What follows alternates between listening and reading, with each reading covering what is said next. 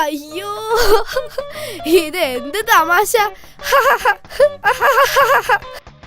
എനിക്ക് വയ്യ, ചിരിച്ച് ഞാനിപ്പോ ചാവും. ഹോട്ടലാണെന്ന് കരുതി ബാർബർ ഷോപ്പിൽ. എനിക്ക് വയ്യ. അത്രയ്ക്കായോ? ടിൻഡുവിന്റെ ചായ കുടിക്കാൻ മാത്രം ധൈര്യമുള്ള പല്ലിയോ? എന്നാൽ അതൊന്നും അറിയണല്ലോ. തുപ്പടാ.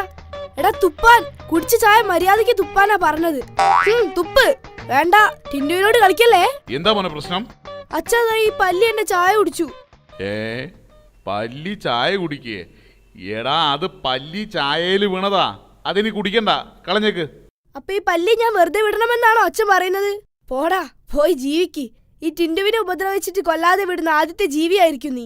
എന്നിട്ട് ഇന്നലെ രാത്രി നിന്റെ ചോര കുടിച്ച കൊതുകിനെ നീ വെറുതെ വിടുന്നത് ഞാൻ കണ്ടല്ലോ. അത് പിന്നെ എനിക്ക് കൊല്ലാൻ മനസ്സ് വന്നില്ല അച്ഛാ. ഒന്നില്ലേലും അവനെന്റെ ചോരയല്ലേ.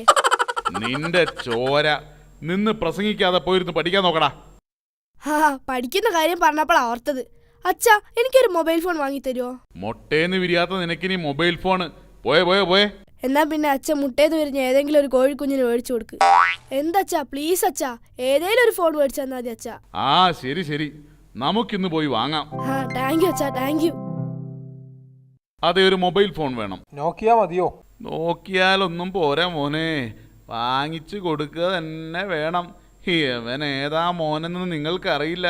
അതല്ല ഏട്ടാ, നോക്കിയ ഫോൺ മതിയോന്നാ ചോദിച്ചത്. ഇയാളിത് എവിടെ നിന്ന് വരുന്നു? നോക്കിയാ മാത്രമല്ല, കണ്ടാലും ഫോൺ പോലെ തന്നെ ഇരിക്കണം. ഇതാ, ഈ ഫോൺ എടുത്തോ, നല്ല ബെസ്റ്റ് ഫോണാ. ഓക്കെ, ശരി. ദാ ഫോണ്. വെറുതെ വിളിച്ച് കാശ് കളയരുതേ. എന്തേലും അത്യാവശ്യം ഉണ്ടെങ്കിൽ മിസ് ഇട്ടാ മതി കേട്ടോ. ശരി അച്ഛാ. എന്നാ മോൻ വീട്ടിൽ പോയിക്കോ.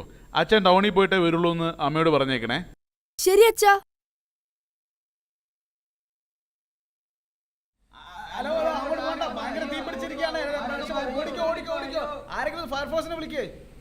ചേട്ടാ, ഞാൻ ഫയർഫോഴ്സിനെ വിവരം അറിയിച്ചിട്ടുണ്ട്. ഇപ്പൊ വരുമായിരിക്കും.